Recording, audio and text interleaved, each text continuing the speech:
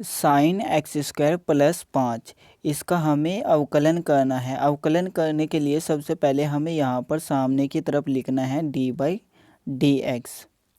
नीचे की तरफ हमने x इसलिए लिखा है क्योंकि यहाँ पर हमें x का ही अवकलन करना है। अगर हम साइन एक्स स्क्वायर प्लस 5 का अवकलन करना चाहे तो यहाँ पर इसका अवकलन नहीं होगा।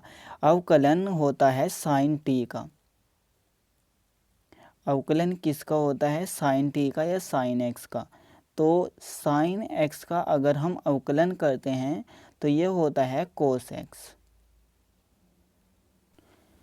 तो इसका हम अवकलन करने के लिए क्या करेंगे? एक्स स्क्वायर प्लस 5 को इस पूरे को x मान लेंगे। तो अगर हम ऐसा करेंगे तो यहाँ पर अवकलन क्या हो जाएगा इसका? कोस x। कोस x, x के स्थान पर इस पूरे को लिखेंगे एक्स स्क्वायर प्लस 5। अब हमें क्या करना है? जिसको हमने x माना था उसका दोबारा फिर से अवकलन करना है। तो हम अवकलन किसका करेंगे? एक्स स्क्वायर प्लस 5 का। एक्स स्क्वायर प्लस 5, इसको जुकतु रखेंगे cos x square plus 5 into x square का अवकलन होता है 2x और 5 का अवकलन होता है 0, क्योंकि ये एक कांस्टेंट है और कांस्टेंट का हमेशा अवकलन 0 होता है। तो इन दोनों को जोड़ेंगे तो 2x ही आएगा। 2x को हम सामने की तरफ लेकर आ जाएंगे तो ये हो जाएगा 2x cos x square plus 5।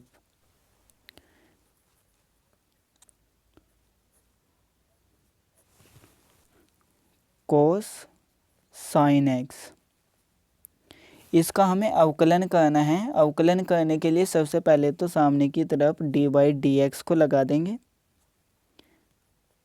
अब देखिए कोस साइन एक्स का कोई अवकलन नहीं होता, इसका भी एक इसी तरह से होता है जिस तरह से साइन एक्स का अवकलन होता है। तो d/dx यानी कि अवकलन कोस एक्स का।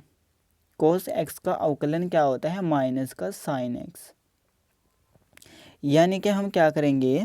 साइन एक्स को इस पूरे को x मान लेंगे तो यहाँ पर इसका अवकलन क्या हो जाएगा? Minus sine x.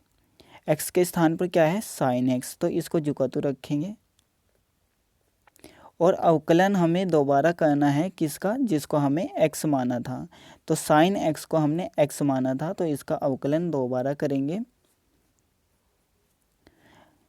Minus sine x into sine x का अवकलन क्या होता है? Cos x.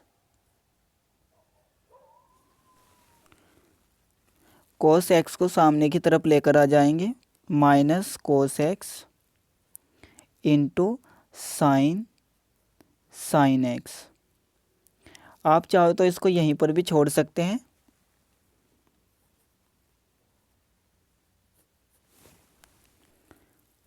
साइन ए एक्स प्लस बी, इसका हमें अवकलन करना है।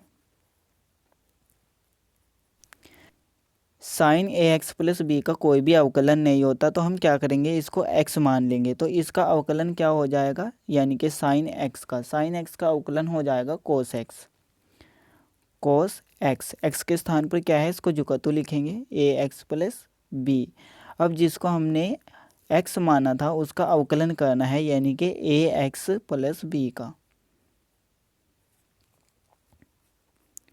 कोस a x plus B into A x का अवकलन हो जाएगा a प्लस बी। बी एक कांस्टेंट है तो इसका अवकलन हो जाएगा 0।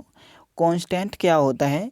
जिसके गुणा में x नहीं होता तो वही हमारा क्या हो जाता है? कांस्टेंट, और उसका अवकलन हमेशा 0 होता है। जैसे कि यहाँ पर b के साथ में x नहीं है, यानी कि जिसके सापेक्ष, जिसके रिस्पेक्ट में हम अवकलन कर रहे हैं वही यहाँ पर ना हो तो वो हो जाता है कांस्टेंट।